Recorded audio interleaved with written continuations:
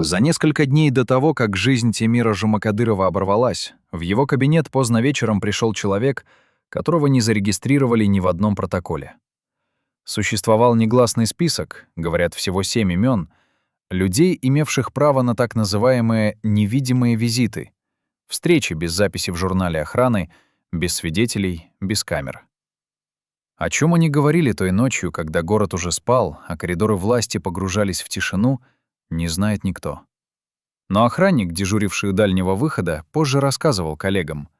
Когда тот посетитель вышел, его лицо было непроницаемым, как маска. А Жумакадыров, провожавший гостя до двери, выглядел так, будто узнал нечто непоправимое. Его рука дрожала, когда он закрывал дверь. Что могло заставить человека, привыкшего держать под контролем миллионные потоки и судьбы тысяч людей, потерять самообладание? И главное, кто был тот визитёр, чье имя до сих пор не произносят вслух даже те, кто знает правду? История Темира Жумакадырова — это не просто трагедия одного человека. Это зеркало, в котором отражается вся природа власти в Кыргызстане 90-х и 2000-х. Когда говорят о клановой системе, многие представляют себе что-то архаичное, какие-то родоплеменные отношения из учебников истории. На самом деле это отлаженный механизм, где каждая должность, каждый контракт, каждое назначение — результат тонкого баланса между несколькими могущественными семьями, каждая из которых контролирует свою долю ресурсов. Жумакадыров был частью этого механизма, но, как говорят те, кто работал с ним бок о бок, он мечтал его изменить. Или хотя бы понять. А понимание в мире, где правила игры не записано ни в одном документе, где реальная власть течет по невидимым каналам между кабинетами, ресторанами и родовыми поместьями, это уже опасность. Представьте себе огромную шахматную доску, где фигуры передвигаются не по очереди, а одновременно, и где каждый игрок видит только часть поля. Южные кланы контролировали торговлю и приграничные территории. Их влияние строилось на деньгах и связях с соседними странами. Северные держали промышленность и доступ к стратегическим ресурсам. Их корни уходили еще во времена, когда заводы и фабрики определяли экономическую мощь. Столичные семьи владели административным ресурсом. Это министерства, лицензии, государственные контракты — все то, что превращало политическую должность в источник реального богатства. Жумакадыров, по происхождению связанный с одним из южных кланов, сделал карьеру в столице, что уже само по себе было редкостью. Такие переходы требовали не просто таланта, а умения балансировать между лояльностью родному клану и необходимостью строить альянсы с конкурентами. Его называли мостом между мирами. Но мосты, как известно, первыми горят во время войны. В те годы, когда Жумакадыров занимал ключевые посты в правительстве, его имя все чаще звучало в кулуарах как имя возможного преемника, будущего премьер-министра, человека, способного примирить непримиримое. Он умел говорить с южанами на языке традиций, с северянами на языке экономической эффективности, со столичными на языке административной целесообразности. Эта многоязычность делала его незаменимым, но одновременно и опасным. Потому что человек, который понимает всех, рано или поздно начинает понимать, что система держится не на балансе, а на взаимном страхе, что любой мир — это просто пауза между схватками, и что рано или поздно кто-то должен будет сделать выбор — либо вечно служить этой системе, либо попытаться ее сломать. По словам людей из его ближнего круга, Жумакадыров все чаще задавал вопросы, которые не принято задавать. Почему южный клан контролирует таможню? Почему конкретная северная семья получает все подряды на строительство? Почему столичные чиновники живут в особняках, стоимость которых в сотни раз превышает их официальный доход за всю жизнь? Эти вопросы не были публичными. Он был слишком умён для публичных обвинений. Но в мире, где стены имеют уши, а каждый разговор может быть записан, даже приватные сомнения распространяются как вирус. Его кабинет, по воспоминаниям тех немногих, кто бывал там в последние месяцы его жизни, был завален документами. Не просто отчетами и служебными записками, а настоящими архивами. Папки с грифами секретности, копии контрактов, списки компаний-однодневок, через которые прокачивались бюджетные деньги, схемы, где стрелочки связывали имена чиновников с офшорными счетами. Один из его помощников, который согласился говорить только анонимно, Рассказывал, как однажды поздно ночью застал Жумакадырова сидящим за столом, уставленным этими папками, и услышал фразу, которую не может забыть до сих пор. «Если бы я показал это народу, страна бы взорвалась за одну ночь». Что именно было в тех документах? Доказательство коррупции — это очевидно. Но коррупция в постсоветском пространстве — это не просто преступление. Это система управления, способ распределения ресурсов, механизм контроля. Показать эти документы означало бы не просто разоблачить нескольких чиновников, а обрушить всю пирамиду власти, где каждый держится за счет компромата на другого, где каждый связан круговой порукой, и где разоблачение одного неизбежно потянет за собой десятки других имен. Но вот что интересно. За несколько недель до трагических событий эти папки начали исчезать. Не все сразу, по одной, по две, как будто кто-то методично прореживал архив, выбирая самое опасное. Охрана клялась, что в кабинет никто посторонний не заходил. Сам же Макадыров становился все более замкнутым, отменял встречи, которые еще месяц назад считал приоритетными, и проводил долгие часы в разговорах с людьми, чьи имена не фигурировали в его официальном расписании. Секретарша, проработавшая с ним несколько лет, вспоминает, как он вдруг спросил ее: «Если бы тебе пришлось выбирать между правдой и жизнью, что бы ты выбрала?» Она засмеялась тогда, подумала, что это философский вопрос, абстрактная беседа. Только потом, когда все случилось, она поняла, что он не шутил. Он действительно стоял перед этим выбором. И, возможно, сделал его задолго до того, как все завершилось. Знаете, в чем главная ирония клановой системы? В том, что она обещает защиту, но на самом деле делает каждого заложником. Ты принадлежишь клану, и это дает тебе силу, связи, ресурсы. Но одновременно клан владеет тобой. Твои решения — это не твои решения. Твоя карьера — это инвестиция клана в будущее. И если ты начинаешь действовать вразрез с интересами семьи, ты становишься не просто предателем, а угрозой благополучию десятков людей, связанных с тобой кровью, браками, общими секретами. Жумакадыров, по всей видимости, достиг точки, когда эта система стала для него клеткой. Его амбиции, а амбиции у него были, это признавали даже враги, столкнулись с реальностью, где любое продвижение вверх требовало все больших компромиссов, все более грязных сделок. И вот тогда, говорят источники, он начал думать о невозможном, о том, чтобы выйти из игры. Но из клановой системы не выходит, ее можно только покинуть горизонтально. Так кто же был тот ночной визитёр? Почему он пришел именно тогда? И что он сказал же Макадырову, что заставило того побледнеть и потерять уверенность, которая всегда была его визитной карточкой? Чтобы понять, кому была выгодна смерть Тимира Жумакадырова, нужно сначала понять, что именно он контролировал и кто ждал своего часа в тени. В Кыргызстане начала 2000-х любая серьезная должность — это не просто кабинет и зарплата, это доступ к потокам. Потоки — это особый термин, который в официальных документах не встретишь, но в кулуарных разговорах он значит все. Таможенные потоки, когда через границу каждый день проходят тысячи фур, и каждая может либо пройти за час, либо стоять неделю, в зависимости от одного звонка. Строительные потоки, когда государственные подряды распределяются не через тендеры, а через звонки из правильных кабинетов. Лицензионные потоки, когда разрешение на добычу золота или эксплуатацию гидроресурсов может стоить миллионы, но получает его не тот, кто платит больше в бюджет, а тот, кто платит правильным людям. Жумакадыров, занимая пост, детали которого источники называют по-разному, но суть которого сводилась к контролю над экономическими министерствами и связями с бизнесом, сидел на перекрестке этих потоков. Он не владел ими единолично, такого в клановой системе не бывает. Но он был тем человеком, через которого проходили решения. А это, в мире, где решения стоят дороже золота, делало его одновременно незаменимым и смертельно опасным для тех, кто хотел эти потоки перенаправить. Говорят, что за месяц до его гибели в столице прошла серия тайных встреч, о которых знали только посвященные. Не правительственные совещания, не партийные собрания. Это была другая бишкекская политика. Та, что происходит в загородных резиденциях, где нет журналистов и протоколов. На этих встречах обсуждали будущее. Президентский срок подходил к концу. И даже если действующий глава государства собирался остаться у власти через конституционные манипуляции или досрочные выборы, Реальные игроки понимали, расклад сил неизбежно изменится. В такие моменты начинается большая игра. Кланы пересматривают альянсы, заключают новые сделки, избавляются от фигур, которые слишком много знают или слишком независимы. По словам человека, который был близок к одному из участников тех встреч, имя Жумакадырова звучало часто. Слишком часто. Одни называли его естественным кандидатом на пост премьер-министра в новой конфигурации власти.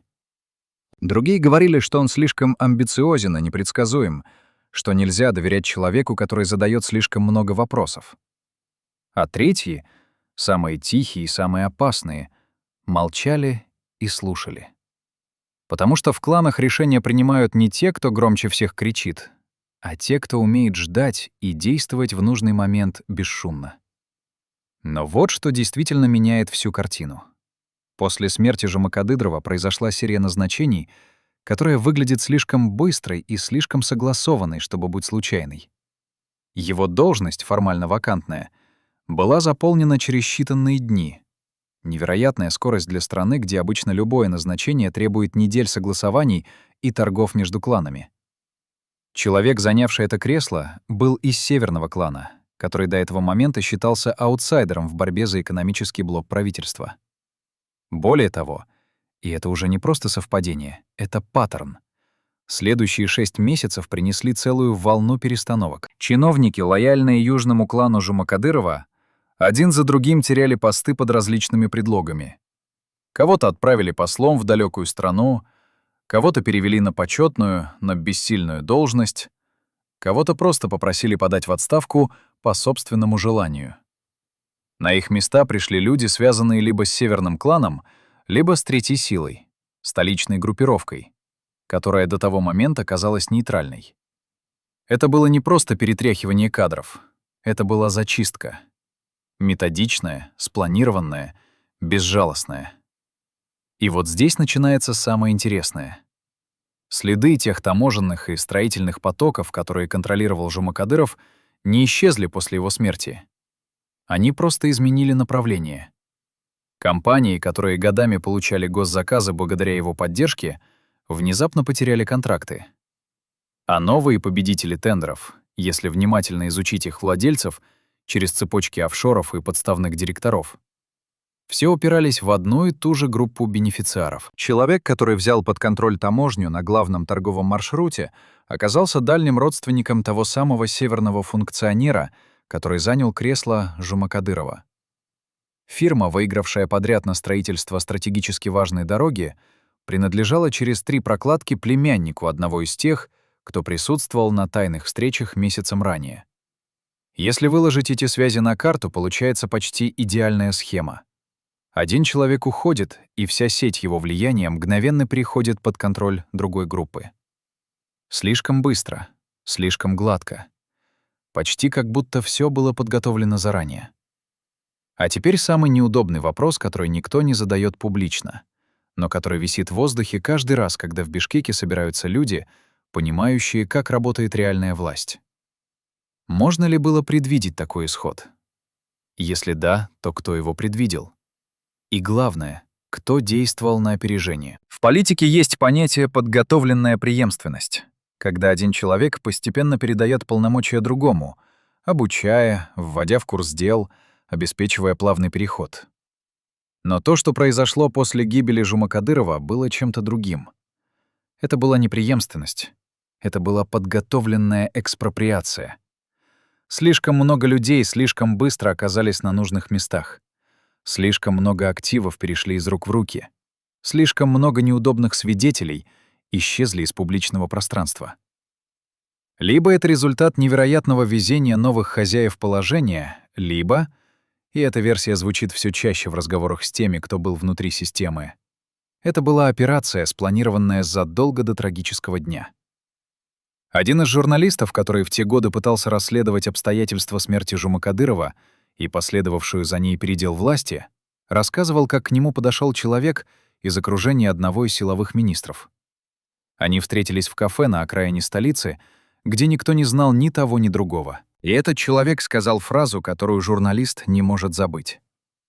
«Вы ищете убийцу. Но вы не понимаете главного. Здесь не было убийцы. Здесь была система, которая избавлялась от элемента, ставшего опасным для ее выживания. Можете назвать это эволюцией, можете естественным отбором, но искать конкретных виновных — это как искать, кто именно виноват в том, что организм отторгает пересаженный орган. Система решила, что Жумакадыров больше не вписывается. Все остальное — детали. Журналист тогда не поверил. Он продолжал искать факты, имена, доказательства заговора. Но чем глубже он копал, тем больше понимал, что тот человек, возможно, был прав. Не было одного злодея с планом в голове.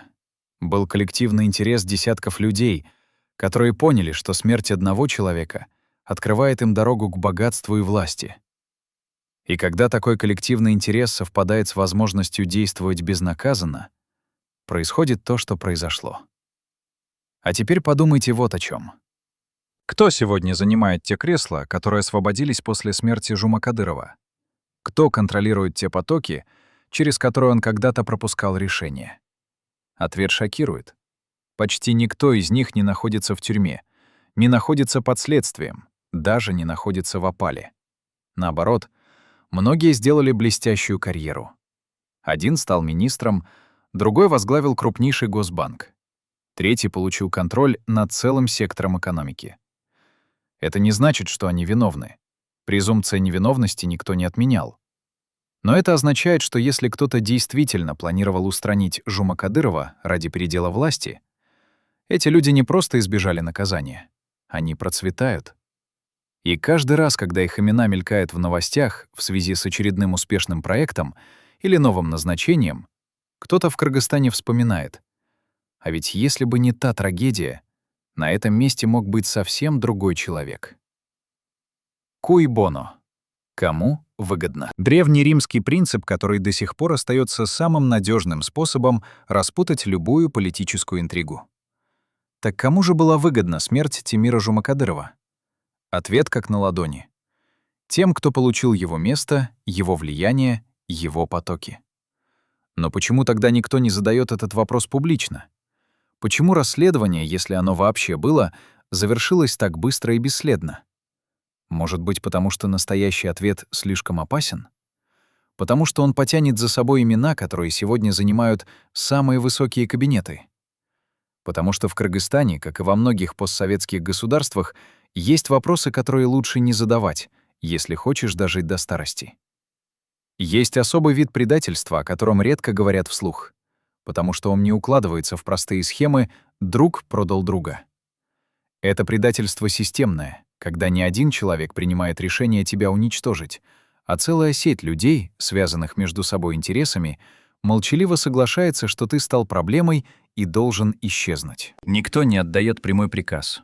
Никто не берет на себя ответственность, но все понимают, что нужно сделать, и каждый вносит свой вклад. Кто-то закрывает глаза, кто-то вовремя не предупреждает, кто-то случайно забывает проверить охрану, кто-то теряет важный документ. И в результате человек оказывается беззащитен перед судьбой, которую для него коллективно подготовили. Именно так, по мнению тех, кто изучал последние месяцы жизни Жумакадырова, выглядело его окружение в финальный период.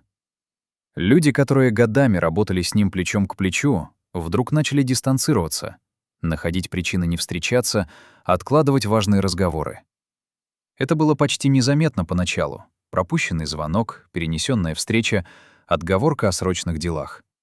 Но постепенно круг сужался, как петля, и Жумакадыров оставался все более одинок. Его личный водитель, который работал с ним много лет и которого считали абсолютно преданным человеком, за 3 недели до трагедии попросил отпуск по семейным обстоятельствам и уехал в отдаленный регион. Замену прислали из управления делами.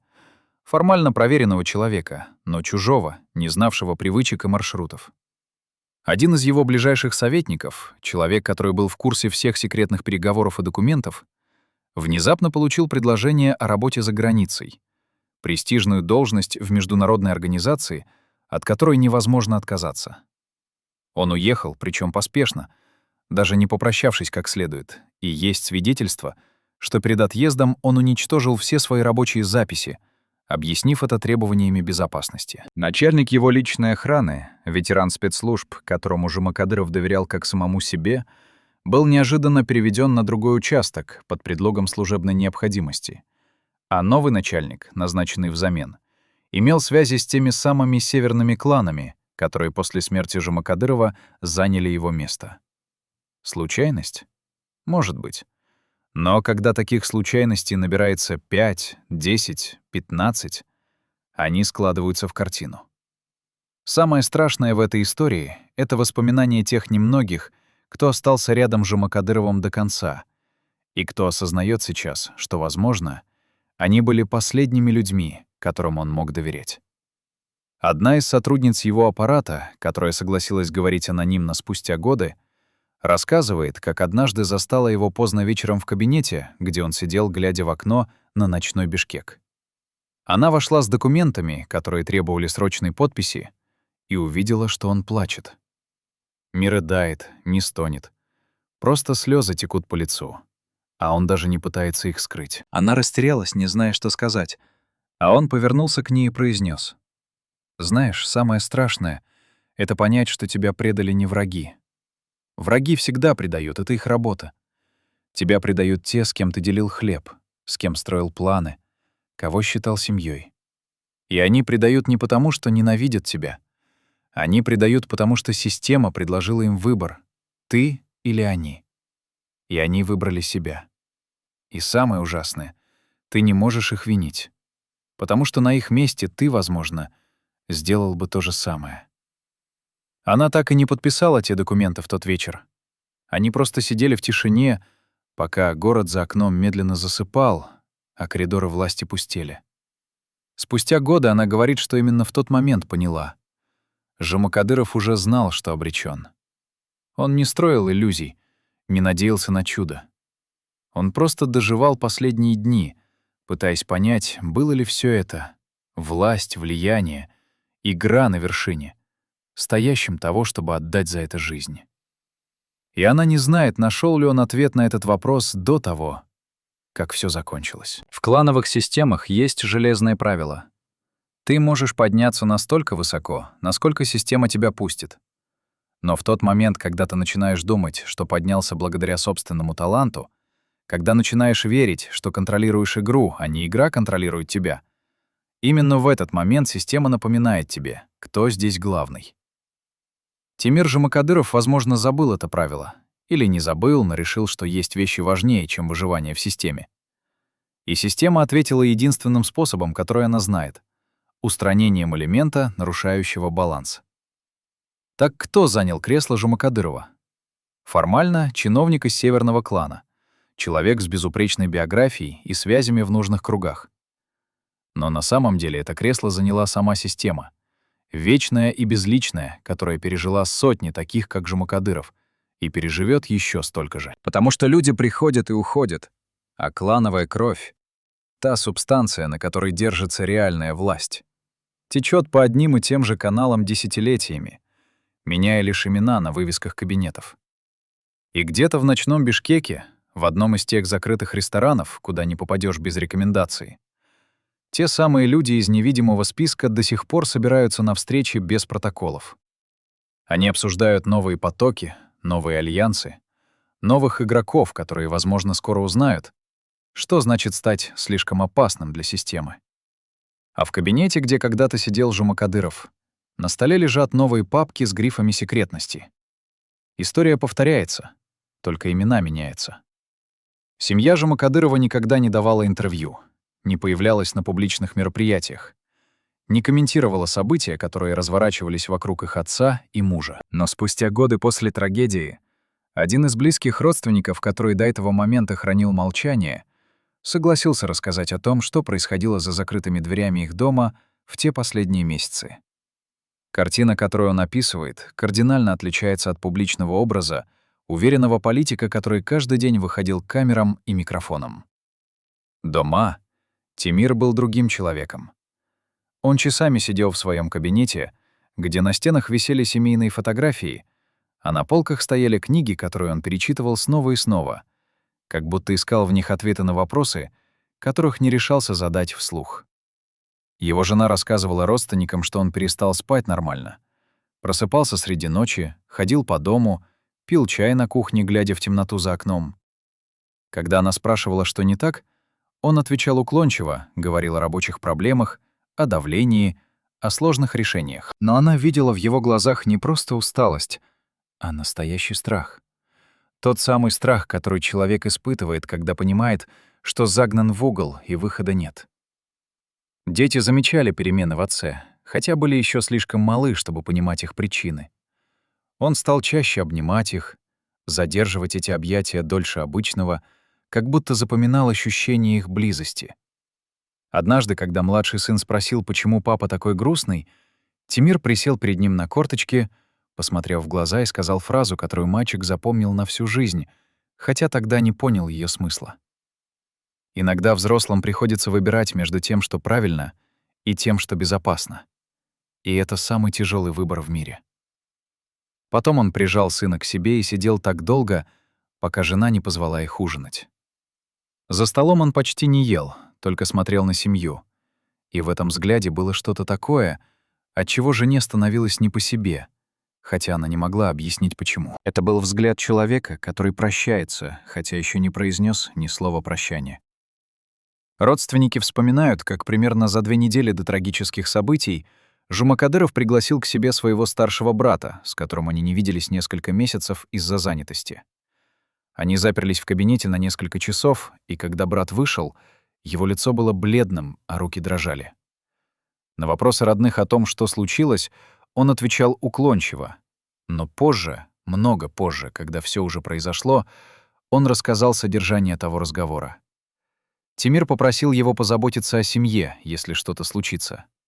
Брат тогда засмеялся, подумал, что это какая-то паранойя от переутомления, попытался разрядить обстановку шуткой. Но Тимир не улыбнулся. Он достал из сейфа несколько конвертов с документами и передал их брату, попросив спрятать в надежном месте и никому не показывать, пока не придёт время. Что было в тех конвертах, брат не знает до сих пор, потому что после трагедии, когда он вернулся в то место, где спрятал их, конверты исчезли. Кто-то знал, где искать, кто-то пришел раньше. Но самая болезненная история связана с женой Жумакадырова.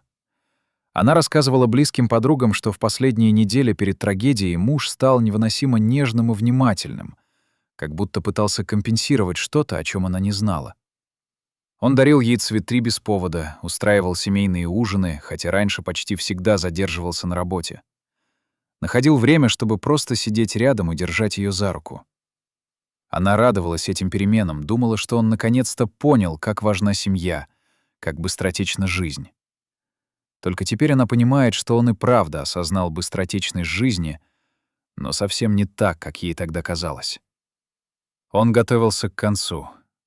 Он упаковывал свою любовь в эти последние жесты, эти объятия, эти тихие вечера, потому что знал, что скоро все оборвется. И самое страшное для нее сейчас — это осознание того, что она могла спасти его, если бы поняла вовремя, если бы настояла на разговоре, если бы заставила его рассказать правду.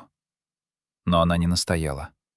Она приняла его нежность как подарок, не задумываясь, что это было прощание. В клановой культуре Кыргызстана семья — это не просто близкие люди, это основа идентичности, источник силы и одновременно главная уязвимость.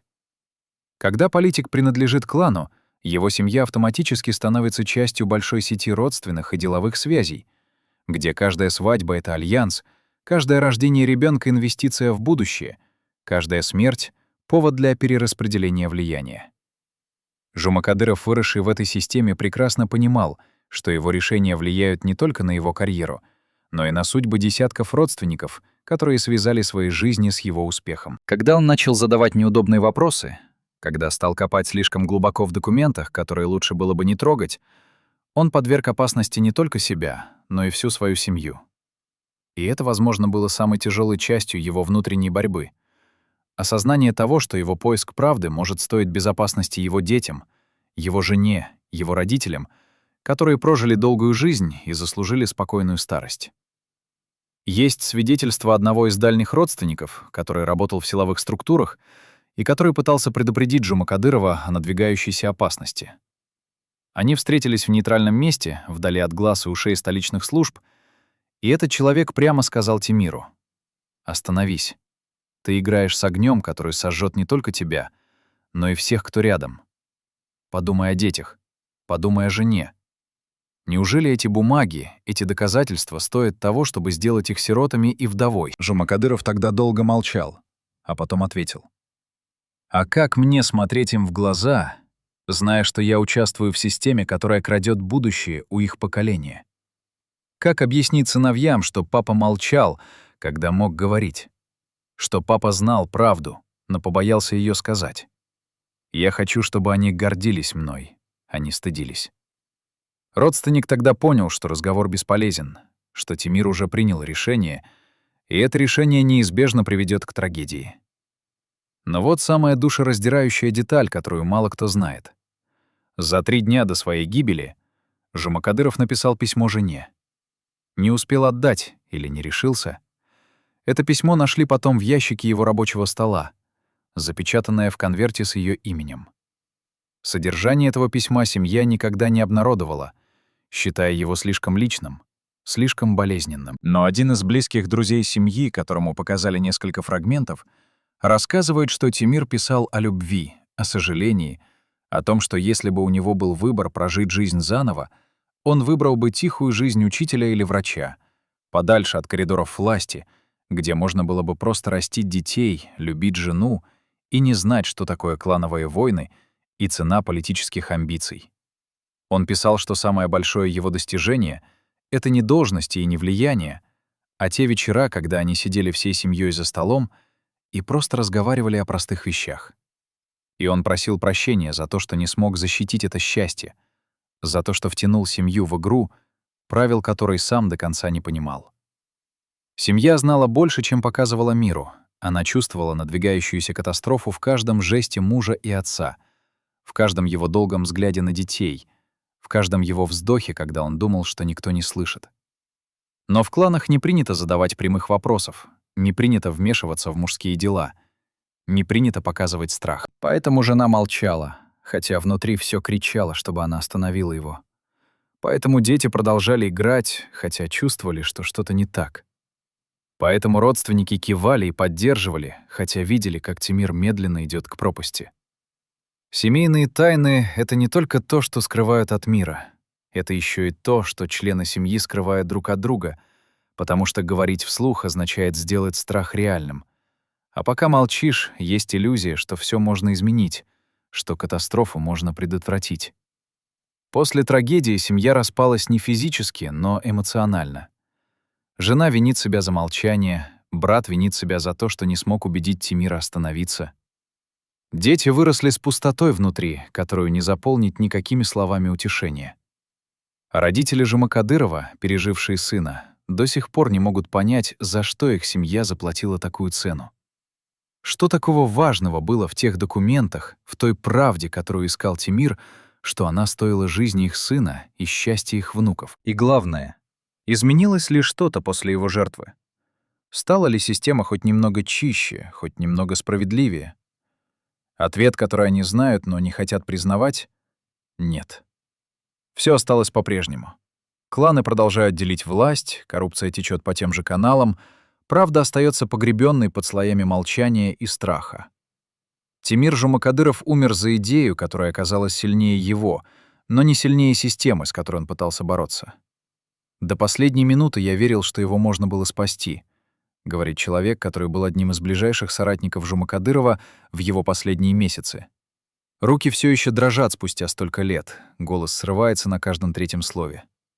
Мы встречаемся в маленькой квартире на окраине Бишкека, где он живет в тихом одиночестве, почти никого не принимая, почти ни с кем не общаясь. Его попросили уйти из государственной службы сразу после трагедии. Официально по сокращению штата. Неофициально, потому что он знал слишком много и был слишком близок к человеку, чья смерть должна была стать закрытой страницей истории.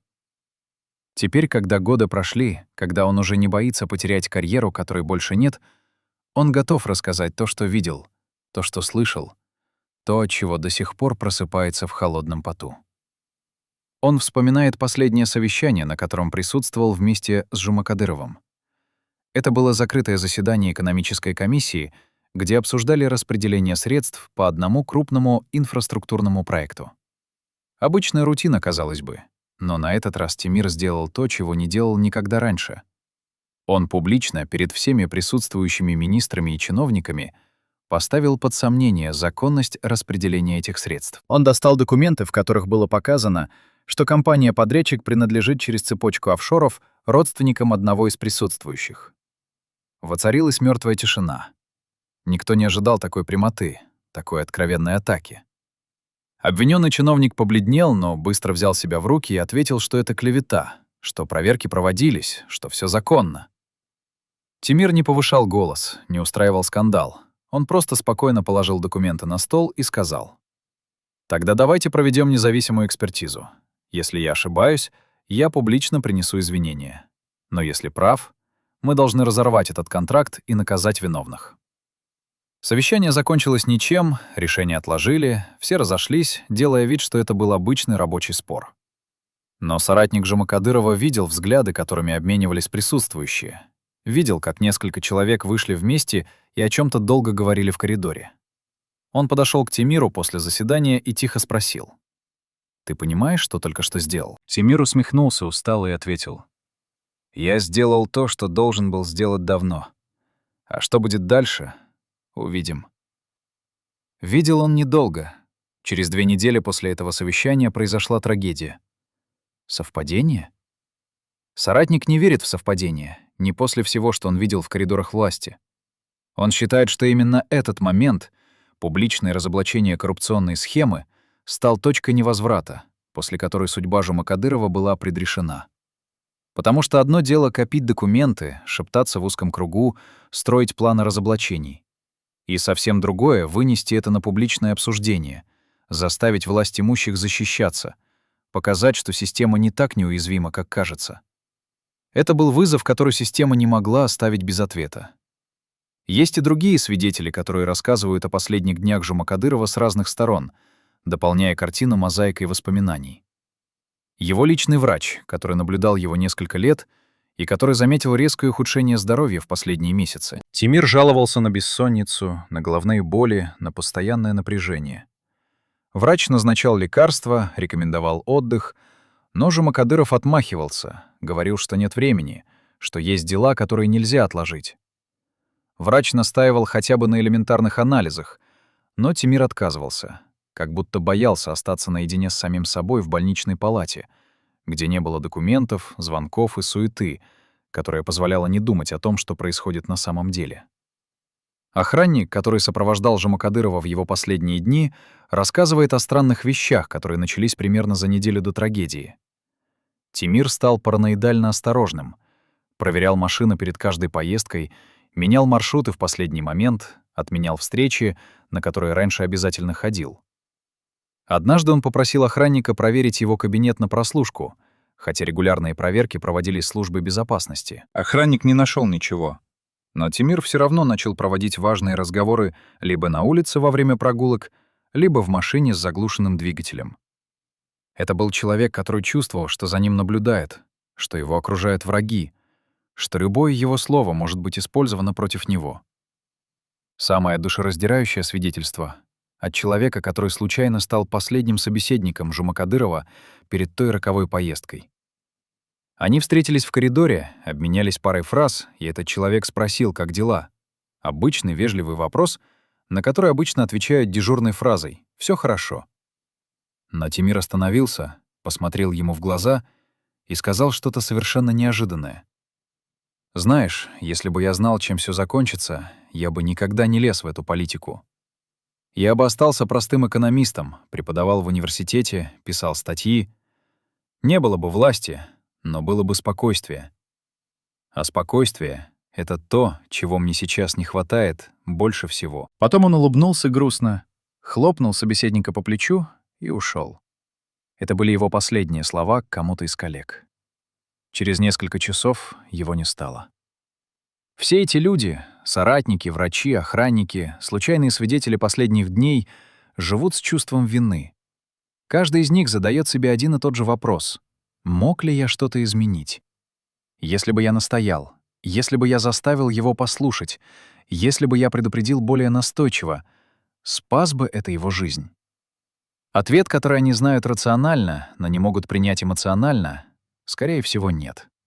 Потому что когда система решает избавиться от человека, она найдет способ, как бы осторожен он ни был, как бы настойчиво его не предупреждали близкие.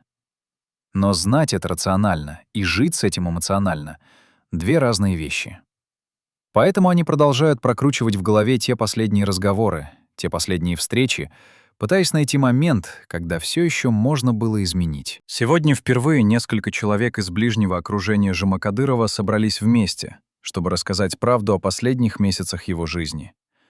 Они хранили молчание годами, кто-то из страха за свою безопасность, кто-то из уважения к памяти погибшего, кто-то просто потому, что не мог говорить, пока боль была слишком острой. Но теперь время прошло, новые люди пришли во власть, старые страхи ослабли, и они решили, что молчание больше не служит никакой цели. Правда должна быть рассказана, даже если она не изменит прошлого, даже если она не накажет виновных. Просто потому, что память о человеке, который пытался бороться с системой, заслуживает чего-то большего, чем забвение и официальная версия, которая все списывает на трагическую случайность. Их свидетельства складываются в портрет человека, который оказался между двумя огнями. Между совестью, которая требовала действовать, и инстинктом самосохранения, который кричал остановиться. Человека, который любил свою семью, но не мог отказаться от идеи справедливости. Человека, который понимал, что система его уничтожит, но не мог смириться с мыслью, что он будет частью этой системы. В конце концов он выбрал совесть и заплатил за этот выбор всем, что имел. Под зданием, где работал Жумакадыров, существовал целый лабиринт коридоров и помещений, о которых даже половина сотрудников не знала. Это были остатки советской эпохи, бункеры на случай ядерной войны, тоннели для эвакуации руководства, секретные комнаты для встреч, которые не должны были попасть ни в какие протоколы. Официально эти помещения были закрыты после распада Союза, входы замурованы, ключи утеряны, но на самом деле доступ туда имела узкая группа людей из высшего руководства, тех самых, кто контролировал реальную власть в стране. И Жумакадыров, занимая высокую должность, получил этот доступ. Что он там увидел? С кем там встречался? Почему в последние недели перед трагедией он несколько раз спускался в эти подземелья поздно вечером, когда здание пустело? Охранник, который дежурил у одного из секретных входов, рассказывает, что видел Жумакадырова там трижды. Первый раз Тимир пришел с кем-то из службы безопасности. Они осматривали помещение, проверяли что-то по спискам, стандартная инспекция. Второй раз он пришел один, уже поздно вечером, и провел там больше часа. Охранник не знает, что он там делал, но когда Тимир вышел, его лицо было напряженным, а на костюме была пыль, как будто он лазил по каким-то старым завалам. Третий раз был за 3 дня до трагедии. Тимир пришел с кем-то, кого охранник не знал. Человек в темной одежде, без опознавательных знаков, лицо скрыто под капюшоном. Они спустились вместе, а вышли порознь. Сначала незнакомец, причем очень быстро, почти бегом, потом минут через 20 Жумакадыров. И охранник клянется, что видел на руках Тимира следы крови, как будто он поранился или был в драке. Когда после трагедии службы безопасности проверяли все возможные зацепки, они спустились в те подземные коридоры. По официальной версии ничего не нашли. Но один из следователей, который участвовал в той проверке и который теперь уже на пенсии, рассказывает другую историю. Они нашли в одном из дальних помещений следы недавнего пребывания людей. Окурки, бутылки из-под воды, даже остатки какой-то еды. А в одной из комнат, которая по документам должна была быть пустой, стоял металлический шкаф, который явно туда притащили недавно. Когда его вскрыли, внутри оказались документы. Не все. Часть явно забрали до прихода следователей. Но то, что осталось, было достаточно шокирующим. Копии банковских переводов, списки офшорных компаний, схемы, показывающие, как бюджетные деньги выводились за рубеж. И на многих документах стояли пометки рукой Жумакадырова, как будто он их анализировал, готовил к какому-то использованию. Следователю приказали опечатать шкаф и не распространяться о находке. Через день пришел приказ сверху закрыть это направление расследования, за отсутствием состава преступления. Шкаф с документами исчез. Когда следователь вернулся туда через неделю, чтобы что-то уточнить, помещение было пустым, как будто там никогда ничего не было. Даже следы окурков и бутылок убрали, даже пыль смели. Кто-то очень быстро и очень эффективно зачистил место, стерев все улики того, что там происходило. И следователь понял, что встрял во что-то настолько большое и опасное, что лучше забыть и никогда не вспоминать. Но почему же Макадыров прятал документы именно там? Почему не в сейфе в кабинете, не в банковской ячейке, не у доверенных людей? Версия, которую высказывают те, кто знал его методы работы, он не доверял никому. Ни банкам, которые могли получить приказ вскрыть его ячейку, ни доверенным людям, которые могли быть запуганы или подкуплены, ни даже собственному кабинету, который могли обыскать в любой момент под любым предлогом. Подземелье казалось ему самым безопасным местом. Туда мало кто имел доступ, туда почти никто не спускался. Там можно было спрятать улики так, чтобы их нашли только те, кто знает, где искать. Возможно, он планировал передать информацию о местонахождении этих документов кому-то, кому доверял полностью, в случае, если с ним что-то случится. Возможно, он уже передал, но тот человек испугался и ничего не сделал. Возможно, он не успел. Охранник того секретного входа через несколько месяцев после трагедии уволился из службы по собственному желанию. Официально — по семейным обстоятельствам. Неофициально — потому что к нему приходили люди, которые задавали очень конкретные вопросы о том, что он видел, кого видел, что помнит. Эти люди не представлялись, не показывали документов, но охранник понял, что лучше уволиться и уехать подальше от столицы, если хочет дожить до пенсии. Он уехал в село, где вырос, больше никогда не возвращался в Бишкек и до сих пор не даёт интервью, опасаясь, что старые призраки вернутся за ним. Только один раз в разговоре с родственником он обмолвился. «Я видел то, что не должен был видеть. И я знаю, что Жумакадыров не погиб случайно. Но я не хочу быть следующим». Больше он не говорил на эту тему никогда. Некоторые истины слишком опасны, чтобы произносить их вслух даже спустя годы. Что происходило с телом Тимира Жумакадырова в те последние месяцы, когда он превращался из уверенного политика в загнанного человека? Личный врач хранил медицинские записи, которые не попали ни в один официальный архив, потому что Тимир категорически отказывался проходить обследования в государственных клиниках, где любой диагноз мог стать оружием в руках врагов. Доктор приходил к нему на дом поздно вечером, когда семья уже спала, и осматривал пациента при закрытых шторах, как будто они занимались чем-то незаконным. Записи, которые вел врач в личном блокноте, рисуют картину физического распада, который шел параллельно с политической катастрофой. За полгода до трагедии Жумакадыров весил 82 килограмма. Артериальное давление держалось в норме. Анализы показывали обычные для его возраста отклонения, ничего критического. За 3 месяца до конца вес упал до 73 килограммов. Давление скакало от критически низкого до опасно высокого. Появились проблемы с пищеварением, которые он объяснял стрессом. Врач настаивал на полном обследовании, на консультации кардиолога, на элементарном отдыхе. Тимир отказывался, говорил, что нет времени, что через месяц обязательно займется здоровьем, что сейчас слишком важный период. За месяц до гибели вес опустился до 68 килограммов. Кожа приобрела нездоровый серый оттенок. Под глазами залегли темные круги, которые не исчезали даже после редких ночей нормального сна. Руки дрожали, когда он подписывал документы. Голос срывался на совещаниях. Походка стала тяжелой, как будто каждый шаг требовал усилия воли. Доктор записал в своем блокноте фразу, которую вспоминает до сих пор с болью. Пациент демонстрирует все признаки человека, находящегося в состоянии хронического страха и физического истощения. Его организм работает на последних ресурсах. Иммунная система подавлена. Любая инфекция может стать критической. Но главная опасность исходит не от болезни, а от того психологического давления, под которым он находится. Врач не был политиком, не разбирался в клановых войнах, Но он понимал, что видит перед собой человека, который медленно убивает сам себя изнутри, потому что внешние обстоятельства не оставляют ему выбора. Организм Жумакадырова вел войну на два фронта — против врагов снаружи и против собственного истощения изнутри. И проигрывал на обоих. Жена замечала, как муж часами стоит у зеркала в ванной, разглядывая свое лицо, как будто не узнавая его. Однажды она услышала, как он тихо говорит сам себе: «Кто ты? Куда делся тот человек, которым я был?»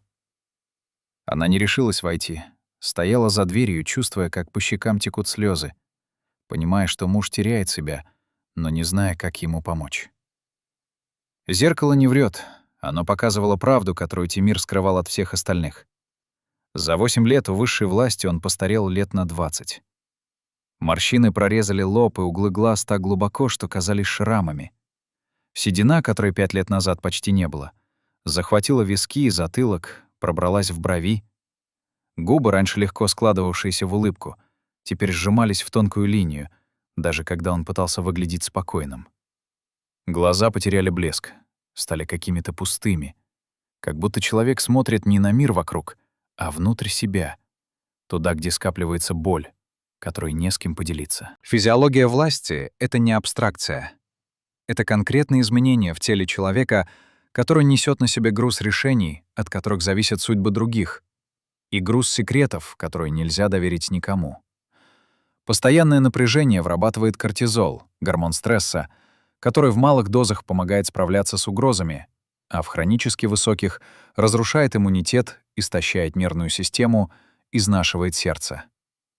Бессонница, которой страдал Жумакадыров последние месяцы, не давала организму восстанавливаться. Каждая следующая ночь без сна ложилась грузом на и без того перегруженную систему. Врач предупреждал, что при таком темпе сердце может не выдержать, что инфаркт или инсульт — это вопрос времени, причем короткого. Тимир слушал, кивал и ничего не менял. Потому что остановиться означало признать поражение. А признать поражение в мире, где правят кланы, означало не просто потерять должность, а стать мишенью для всех, кто ждал момента расправиться с неудобным человеком. Коллеги, которые видели его каждый день, привыкли к переменам постепенно, не замечая, насколько радикальными они становились. Но те, кто встречал Жумакадырова после долгого перерыва, ужасались. Один дальний родственник, приехавший из региона через полгода отсутствия, увидел Тимира на семейном празднике и не узнал его. Подумал, что это кто-то из дальних родичей, которых он не помнит. Когда понял, кто перед ним, оторопел. «Что с тобой случилось?» — спросил он, не сдержавшись. Тимир усмехнулся горько и ответил: «Жизнь случилась, брат. Вот что бывает, когда играешь в игры, правила которых написаны кровью». За 2 недели до конца врач измерил давление и увидел цифры, которые заставили его настоять на немедленной госпитализации. Тимир отказался категорически. Врач попытался напугать, сказал прямо: «Если продолжишь в таком темпе, ты не доживешь до следующего месяца». Жумакадыров посмотрел на него долгим взглядом и тихо произнес: «Доктор, я и не планирую дожить. Я планирую закончить дело, которое начал. А что будет потом, уже не имеет значения». Врач понял, что перед ним человек, который сделал выбор, и никакие медицинские аргументы его не переубедят. Он просто молча собрал свои инструменты и ушел, чувствуя, что видит пациента в последний раз. Тело Жумакадырова стало картой его внутренней войны. Каждая новая морщина — след бессонной ночи, проведенной над документами. Каждый потерянный килограмм — цена отказа от еды, когда горло сжимается от тревоги так, что невозможно проглотить даже воду. Каждый приступ головной боли — результат давления, которое оказывали на него со всех сторон. Сверху и снизу, справа и слева. Давление, от которого некуда деться, потому что стены клановой системы смыкаются вокруг того, кто пытается их сломать. Он превращался в живое воплощение той истины, о которой не пишут в учебниках по политологии. Власть пожирает тех, кто служит ей, но она пожирает еще быстрее тех, кто пытается ее изменить. И когда жизнь Тимира Жумакадырова оборвалась, его тело уже давно кричало, что конец близок. Просто никто не слушал этот крик. Или слушали, но предпочитали не замечать, потому что замечать означало что-то менять. А менять никто не хотел. В архивах Службы национальной безопасности Кыргызстана хранились документы с грифом «Совершенно секретно», которые касались экономической деятельности высших чиновников. Официально эти досье содержали стандартную информацию — биографию, послужной список, результаты проверок безопасности. Но на самом деле в некоторых папках лежало нечто другое. Подробные схемы коррупционных потоков, списки офшорных компаний, банковские выписки, показывающие движение миллионов долларов, имена посредников и бенефициаров. Эта информация собиралась годами, тщательно, методично, как страховка на случай, если кто-то из высокопоставленных фигур выйдет из-под контроля. Досье на Жамакадырова носило кодовое обозначение «Южный мост», потому что он был связующим звеном между южными кланами и столичной властью. А теперь самое интересное. За неделю до гибели Жамакадырова в архив СНБ пришел человек с высочайшими полномочиями и затребовал именно это досье.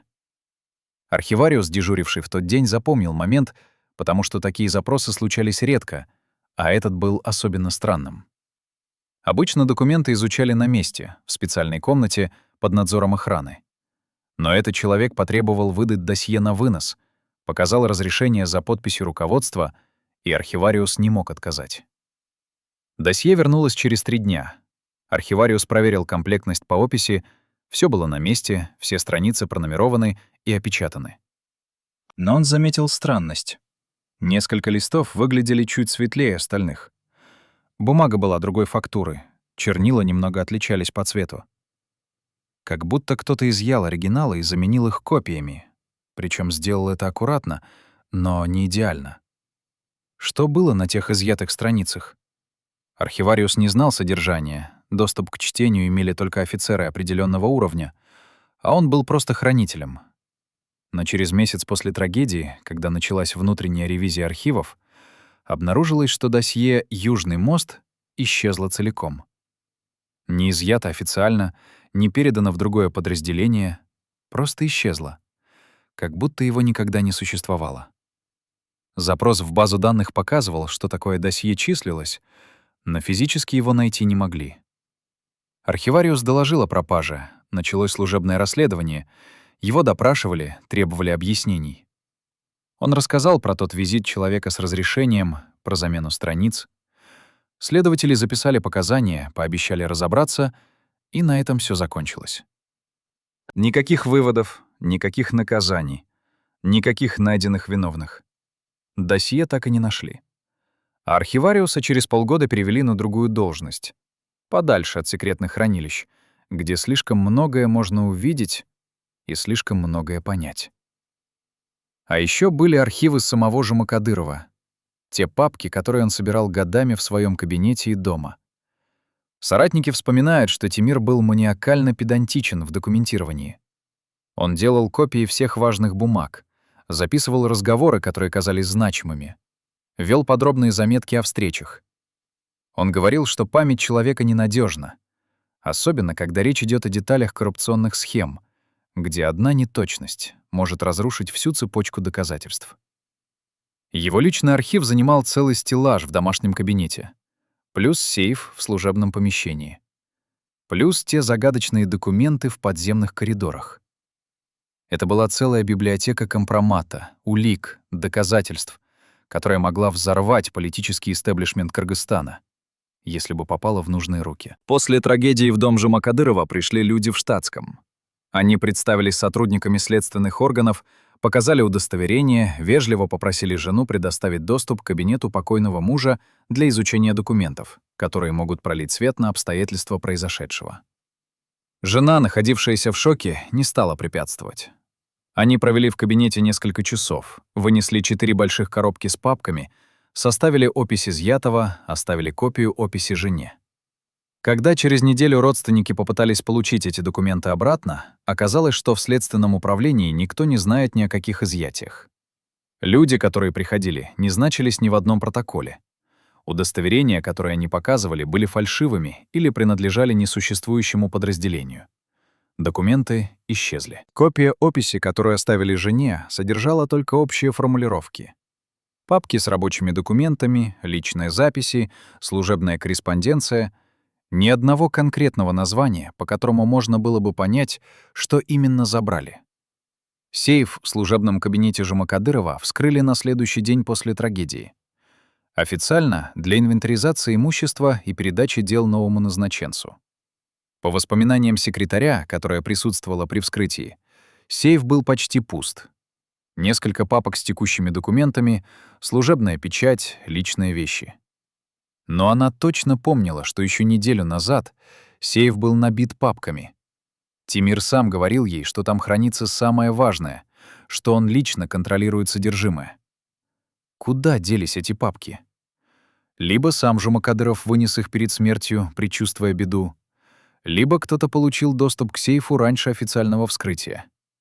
Комбинацию знали только трое: сам Тимир, начальник службы безопасности и директор департамента, в котором работал Жумакадыров. Начальник безопасности был переведен на другую должность через месяц после трагедии. Директор департамента получил повышение и вошел в состав правительства. Оба отказываются комментировать что-либо, связанное с той историей.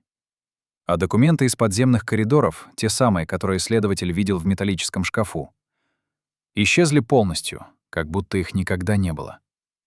Помещение зачистили профессионально, даже пыль на полу имела свежий вид, как будто там недавно убирали. Следователю дали понять, что лучше забыть о том, что он видел, если хочет сохранить карьеру и спокойную жизнь. Он послушался. Что ему оставалось? Идти против системы, которая контролирует спецслужбы, архивы, следственные органы? Это самоубийство, причем более быстрое, чем то, которое совершил Жумакадыров своим поиском правды.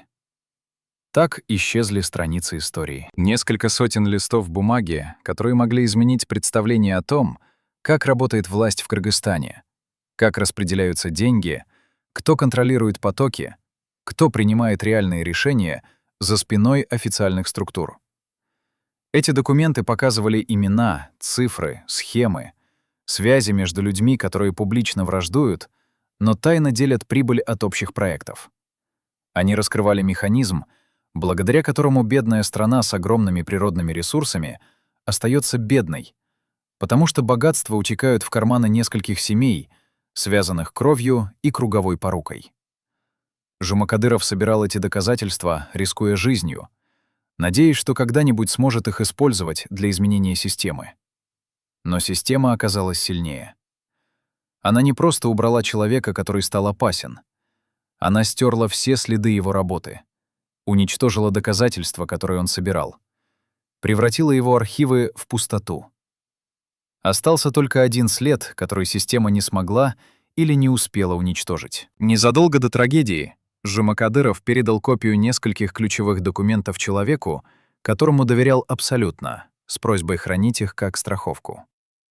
Этот человек до сих пор жив, до сих пор хранит эти бумаги в месте, которое знает только он, и до сих пор не решается их показать, потому что боится повторить судьбу Тимира. Может быть, однажды он найдет в себе смелость. Может быть, передаст их кому-то, кто сможет использовать безопасно. А может быть, унесет эту тайну в могилу. И тогда последняя надежда на правду исчезнет окончательно. Архивы молчат.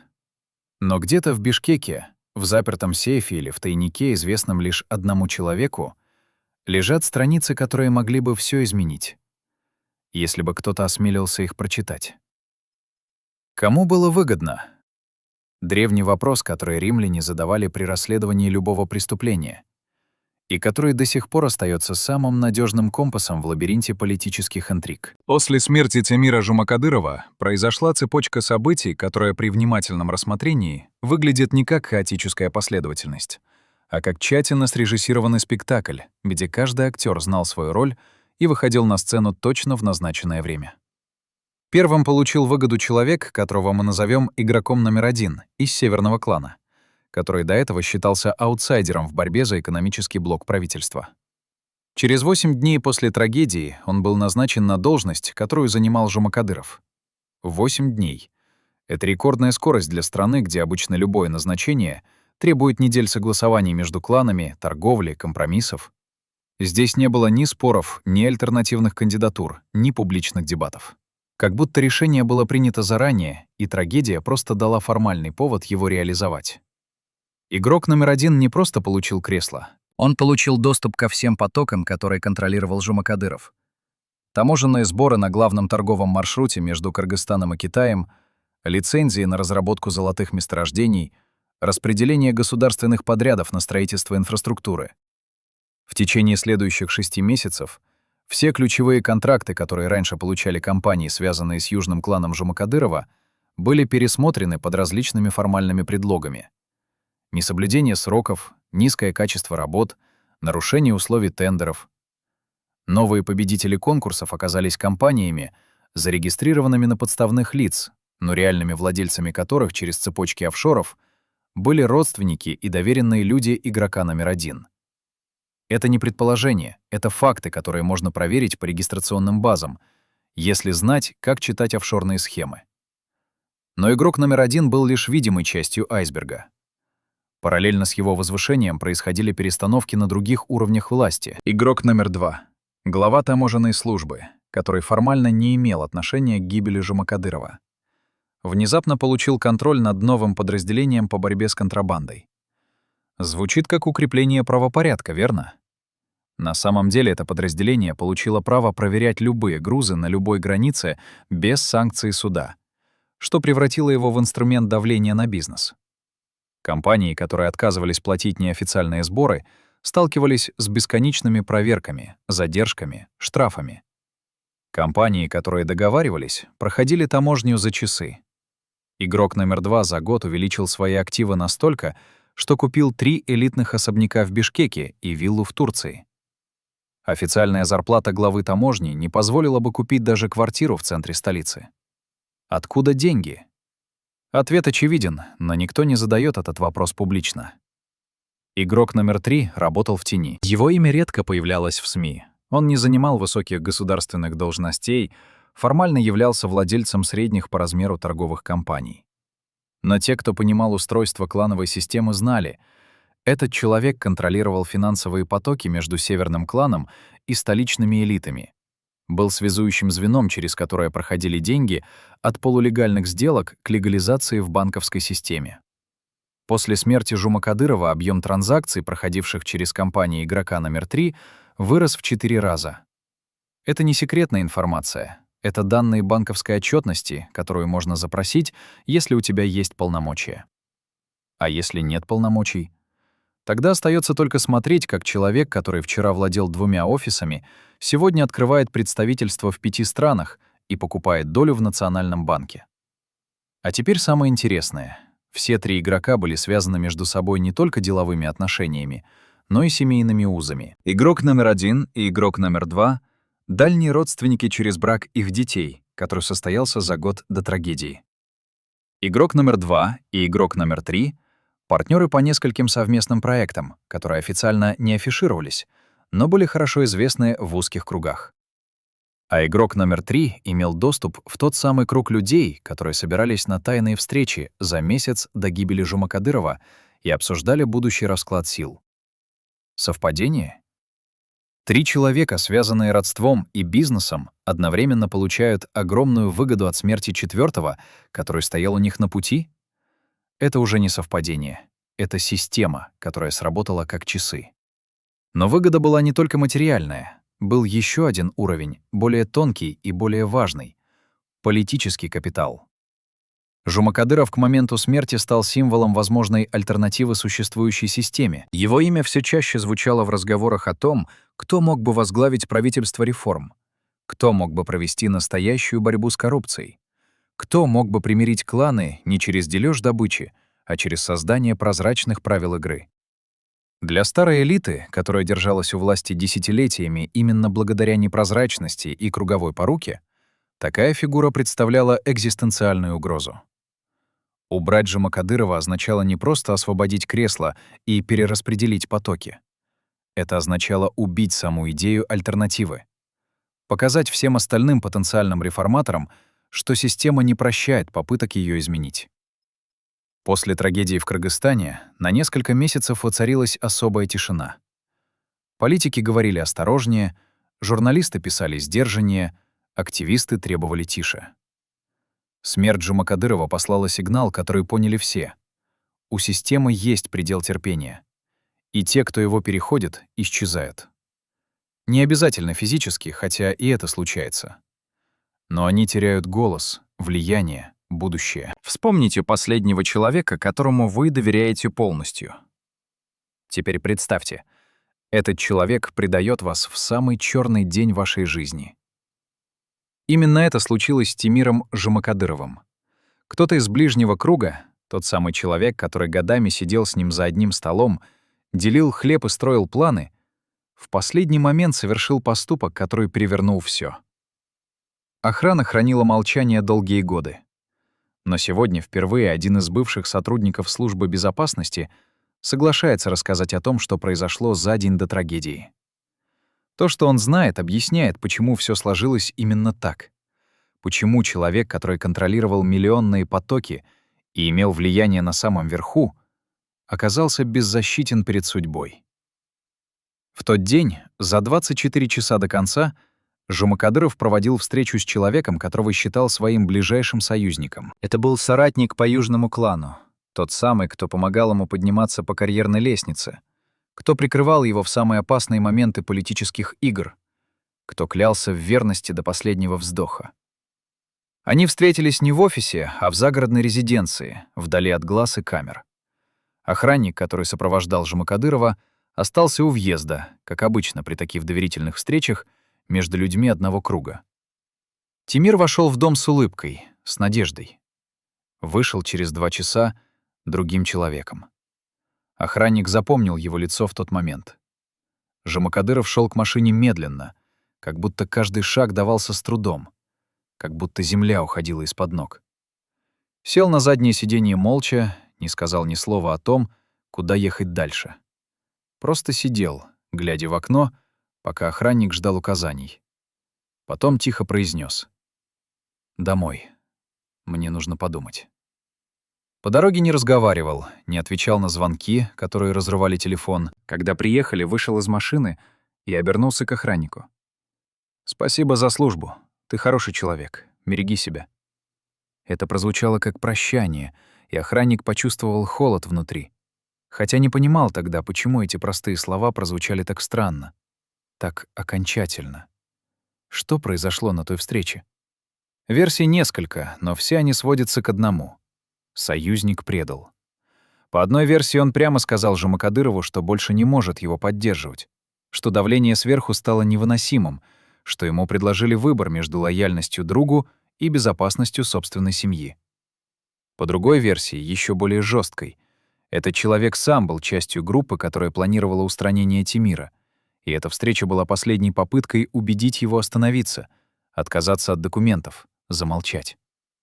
Когда же Жумакадыров отказался, союзник понял, что выбор сделан окончательно, и предательство стало неизбежным.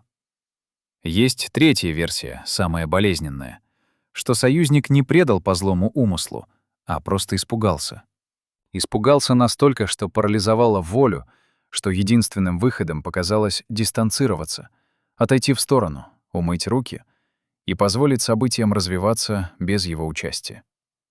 В клановой культуре такое бездействие равносильно предательству, потому что когда человека окружают враги, молчание друга убивает так же верно, как удар в спину. Жумакадыров понял на той встрече, что остался один, что система, против которой он боролся, оказалась сильнее всех человеческих связей, всех клятв верности, всех обещаний стоять до конца. После этой встречи Тимир провел последний вечер дома, с семьей. Жена вспоминает, что он был странно спокоен, почти умиротворен, как человек, который принял неизбежное и больше не борется с судьбой.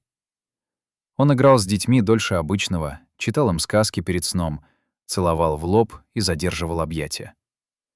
Когда дети уснули, он долго сидел с женой на кухне, держал ее за руку и говорил о том, как любит ее, как благодарен за годы, которые они прожили вместе. Она пыталась расспросить, что случилось, почему он так говорит, но он только качал головой и повторял: «Всё хорошо. Просто хочу, чтобы ты знала». Потом он поднялся в свой кабинет и просидел там до рассвета. Утром следующего дня он проснулся рано, оделся в любимый костюм, побрился, посмотрел на себя в зеркало долгим взглядом.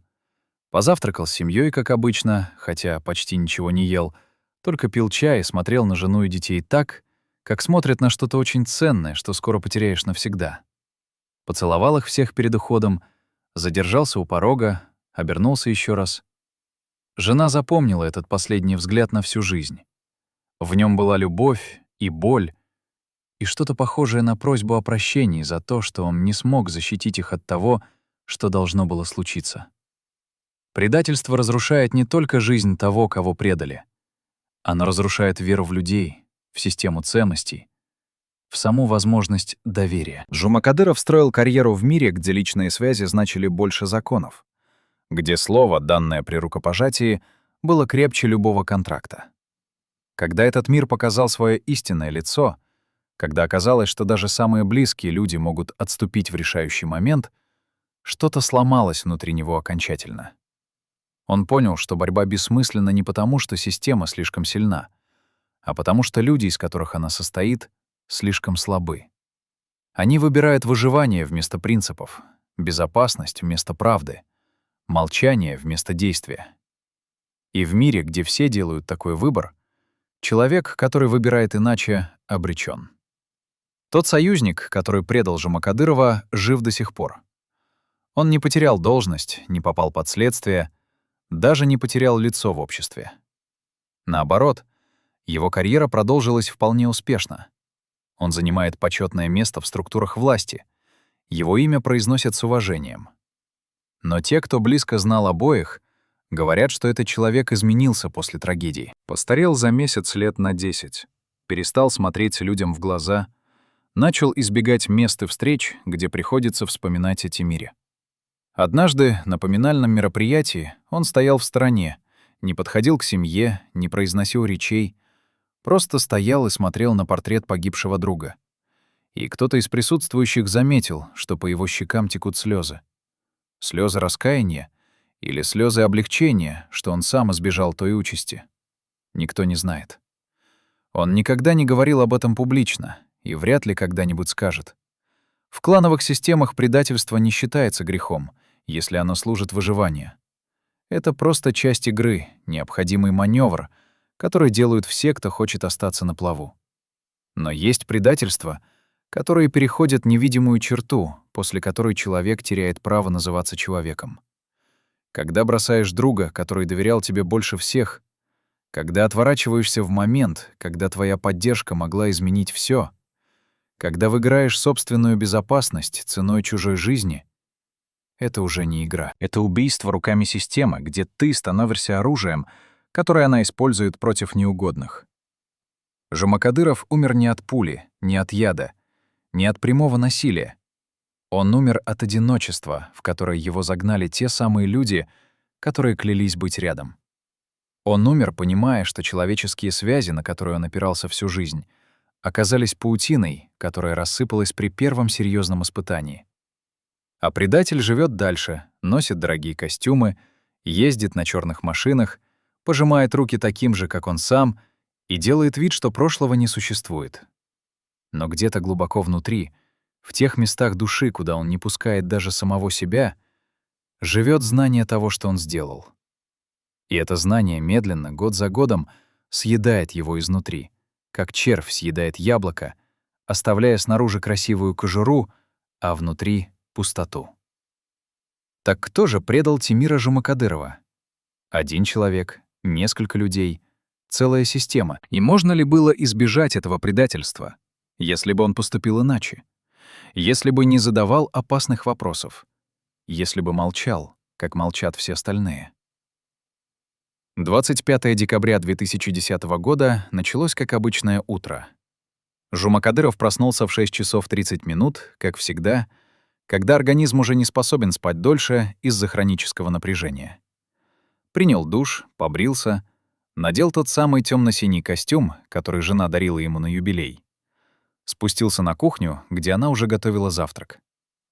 Они обменялись утренними фразами, он выпил чашку чая, Съел несколько ложек каши, хотя горло сжималось от тревоги так, что глотать было трудно. Дети еще спали, было рано для школы. И он поднялся в их комнаты, постоял у каждой кроватки, глядя на спящие лица, запоминая каждую черточку. Не знал тогда, что видит их в последний раз. Или знал, но не мог позволить себе в это поверить.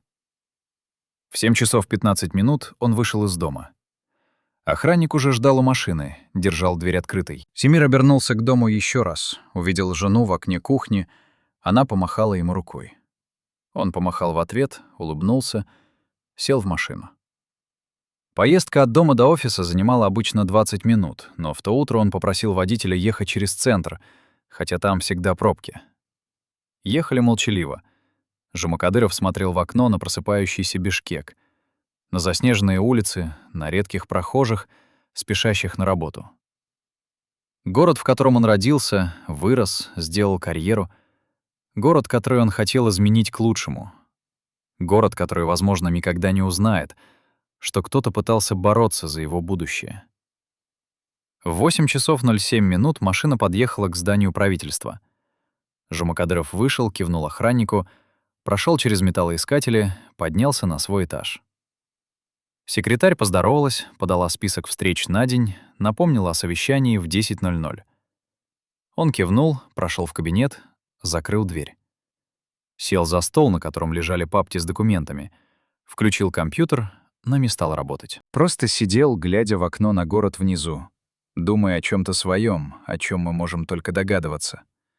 В 9:32 к нему зашел помощник с какими-то срочными бумагами, требующими подписи. Жумакадыров подписал, не читая, что было странно для человека, который всегда вникал в каждую деталь. Помощник заметил, что руки у Тимира дрожат, но не решился спросить, все ли в порядке. Вышел, закрыл дверь. Это был последний человек из сотрудников, кто видел Жумакадырова живым в его кабинете. В 10:05 началось совещание. Тимир опоздал на 5 минут, чего никогда не случалось раньше. Вошел в зал, где уже собрались министры и руководители департаментов, сел на свое место, извинился за задержку. Совещание было посвящено обсуждению бюджета на следующий год. Рутинная работа, цифры, таблицы, споры о распределении средств. Жумакадыров участвовал формально, отвечал на вопросы односложно, несколько раз терял нить разговора, о чем то думал, отсутствовал. Коллеги переглядывались, но молчали. Списывали на усталость, на переутомление. Совещание закончилось в 11:47. Жумакадыров был последним, кто выходил из зала. Остановился у двери, обернулся, посмотрел на опустевшее помещение, как будто хотел запомнить эту картину. В 12 часов 15 минут он вернулся в кабинет, попросил секретаря не беспокоить его следующий час. Сказал, что нужно сосредоточиться на важном документе. Закрыл дверь изнутри, что тоже было странно, обычно он не запирался. Секретарь села за свой стол, продолжила работать, не подозревая, что происходит за закрытой дверью. В 13:00 к ней подошел человек в штатском, показал удостоверение службы безопасности, спросил, где же Жумакадыров. Она ответила, что в кабинете, что просил не беспокоить. Человек кивнул, прошел к двери, не постучал, просто открыл, используя какой-то мастер-ключ. И увидел то, что увидел. Тимир Жумакадыров сидел за столом, голова склонена на грудь, руки лежат на коленях, неподвижен. Рядом на столе пустой стакан, остатки какой-то жидкости на дне. Человек из службы безопасности подошел, проверил пульс, не нашел. Вышел, закрыл дверь, приказал секретарю никого не пускать, вызвал подкрепление, медиков, руководство. Следующие часы были хаосом. Люди в белых халатах, следователи, фотографы, эксперты. Кабинет опечатали, тело увезли на экспертизу, сотрудников отправили по домам, здание оцепили. Семье сообщили в 14:40. Жена упала в обморок, когда услышала. Детей увели родственники, пытаясь объяснить то, что невозможно объяснить детскому разуму. Как папа, который утром целовал их на прощание, больше никогда не вернется? Как человек, который был центром их мира, внезапно исчез, оставив пустоту, которую не заполнить ничем? Официальная версия появилась на следующий день. Сердечный приступ, трагическая случайность, переутомление, Хроническое напряжение довели организм до предела. Экспертиза подтвердила остановку сердца, других причин смерти не выявлено. Похороны прошли с государственными почестями. Пришли высокопоставленные чиновники, произносили правильные речи о потере, о заслугах, о вкладе в развитие страны. Семья стояла у гроба не в силах плакать, потому что боль была слишком большой для слез. Город скорбел, люди несли цветы, но уже через неделю жизнь вернулась в прежнее русло, как будто ничего не случилось. Но некоторые детали той последней хронологии не сходятся. Почему человек из службы безопасности пришел именно в 13:00, как раз когда все уже произошло? Как он узнал, что нужно идти проверять? Почему у него был ключ, открывающий закрытую изнутри дверь? Что было в том стакане на столе, который исчез из описи вещественных доказательств на следующий день? Почему экспертиза не проверила содержимое желудка на токсины, ограничившись констатацией остановки сердца? Вопросы множатся, ответов нет. Охранник, который вез Жамакадырова в то последнее утро, уволился через месяц. Секретарь, которая работала с ним годами, перевелась в другое ведомство. Коллеги, присутствовавшие на совещании, один за другим покинули государственную службу или были переведены на другие должности. Как будто все, кто видел Тимира в его последние часы, хотели забыть, стереть из памяти тот день, дистанцироваться от трагедии, которая могла коснуться каждого из них. Последние часы жизни человека иногда объясняют больше, чем годы его карьеры. В тот день Тимир Жумакадыров прожил не просто 24 часа, а целую жизнь в миниатюре. Любовь к семье, долг перед работой, страх перед будущим, примирение с неизбежным. Он знал, что конец близок? Скорее всего, да. Он мог что-то изменить? Возможно, но цена была слишком высока. Он сделал правильный выбор? На этот вопрос каждый ответит по-своему. Но факт остается фактом. В 13:00 25 декабря 2010 года жизнь Тимира Жумакадырова оборвалась. И вместе с ней оборвалась надежда многих людей на то, что систему можно изменить изнутри, что один человек может бросить вызов кланам и победить. Город продолжал жить. Система продолжала работать. Кланы продолжали делить власть и деньги, как будто ничего не произошло. Как будто человек, который пытался что-то изменить, никогда не существовал. Но в сердцах тех немногих, кто знал правду, осталась рана, которая не заживет никогда. И вопрос, который звучит все громче с каждым годом, стоила ли правда, за которую он боролся, той цены, которую он заплатил? Под тем самым зданием, где Тимир Жумакадыров провел последние часы жизни, существовал забытый лабиринт. Коридоры шли под землей на несколько уровней вглубь, комнаты соединялись переходами, некоторые из которых вели к соседним правительственным зданиям, другие упирались в замурованные выходы, ведущие неизвестно куда. Это было наследие советской эпохи, когда каждое важное здание имело систему бункеров на случай ядерной войны. После распада СССР про эти подземелья постепенно забыли. Входы опечатали, ключи потеряли, планы схем исчезли в архивах. Но не все забыли. Узкий круг людей из высшего руководства знал о существовании этих коридоров и использовал их для встреч, которые не должны были оставить следов ни в каких протоколах. Жумакадыров получил доступ к подземельям, когда занял высокую должность.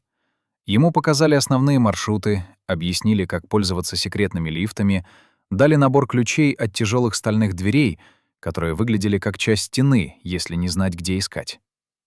Первый раз он спустился туда из любопытства, просто чтобы увидеть, что представляет собой этот подземный мир.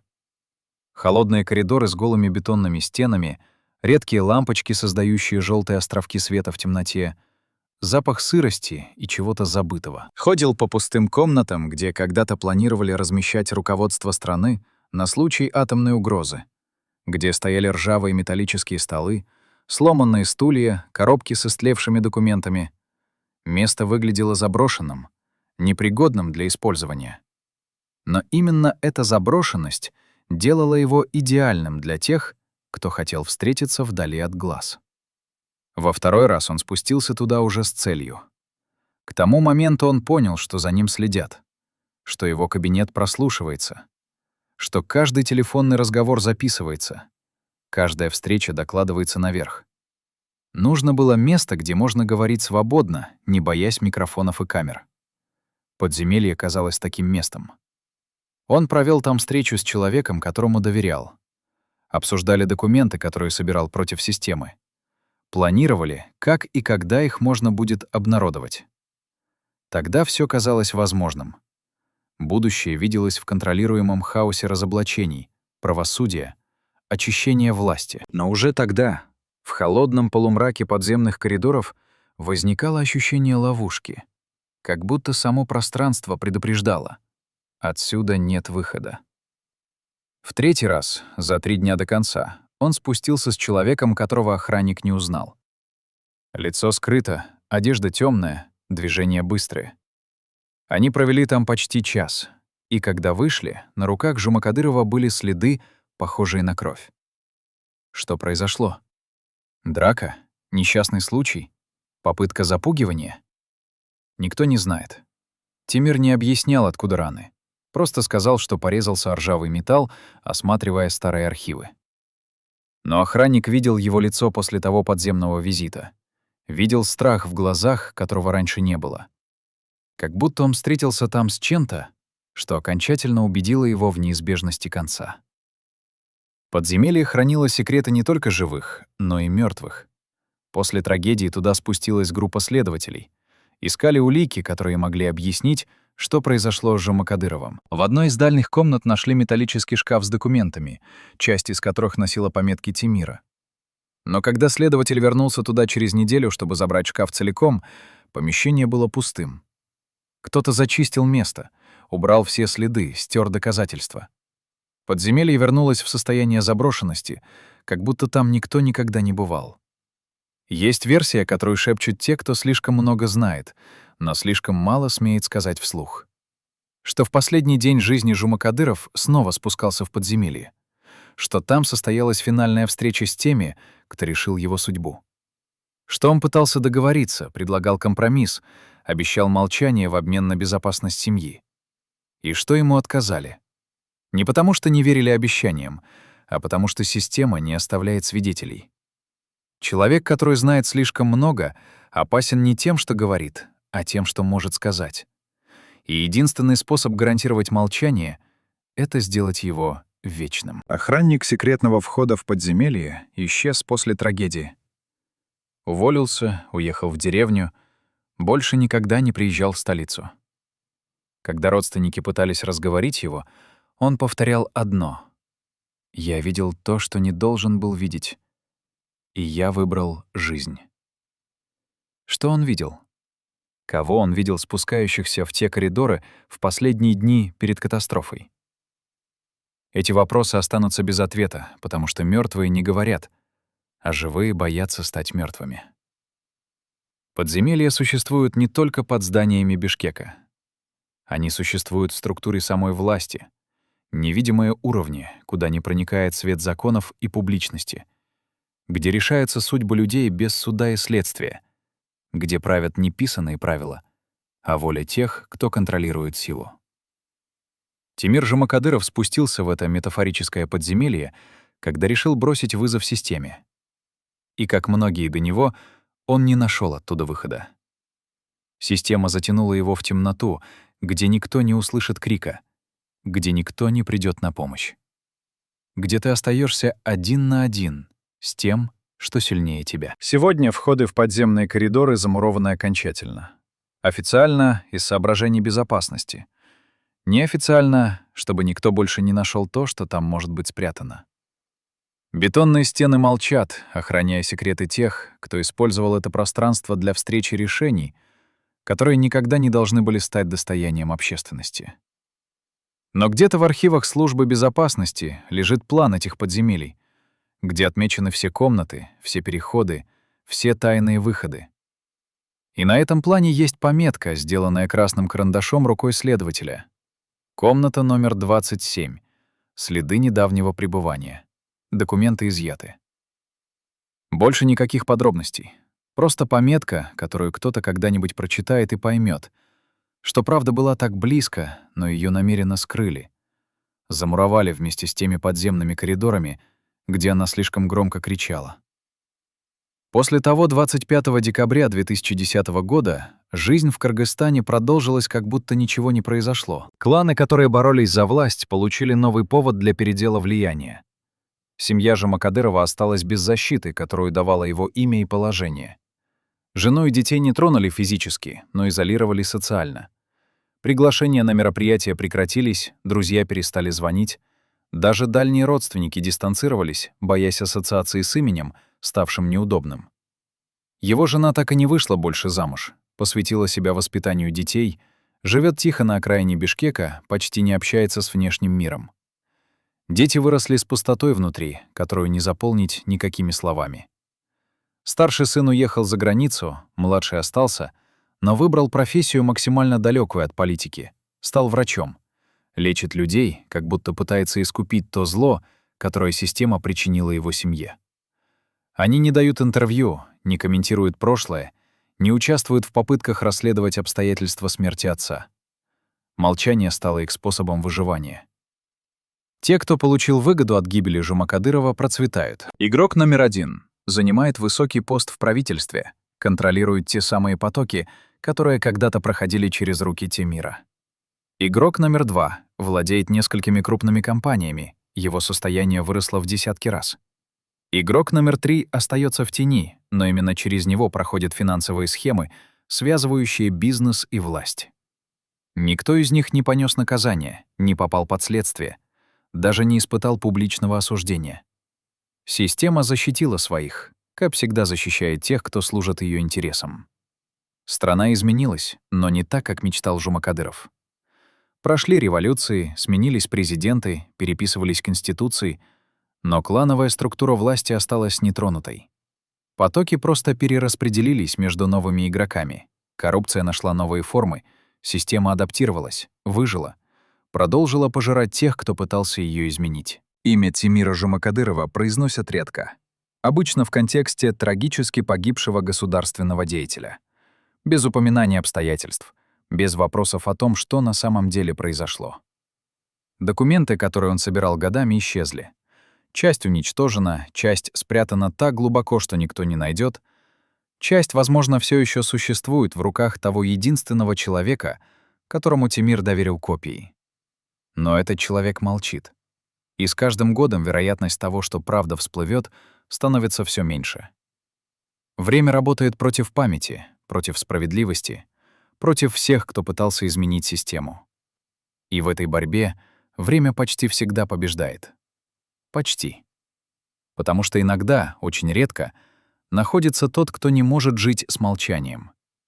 Кто-то, кто хранил секрет годами, но в один день решает, что больше не может нести этот груз.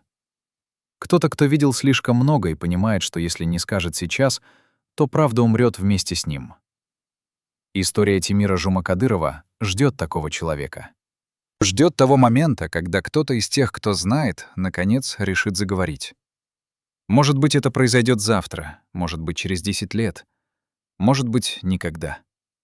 Но пока хоть один человек помнит, пока хоть кто-то задает вопросы, на которые нет официальных ответов, пока существует хотя бы сомнение в том, что все было именно так, как говорит официальная версия, история Темира Жумакадырова жива.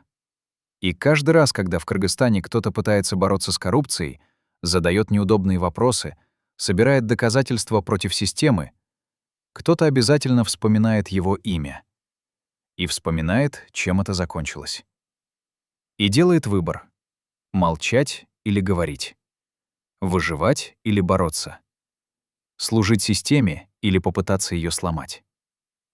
Это выбор, который каждый делает сам. И цена этого выбора может быть очень высокой.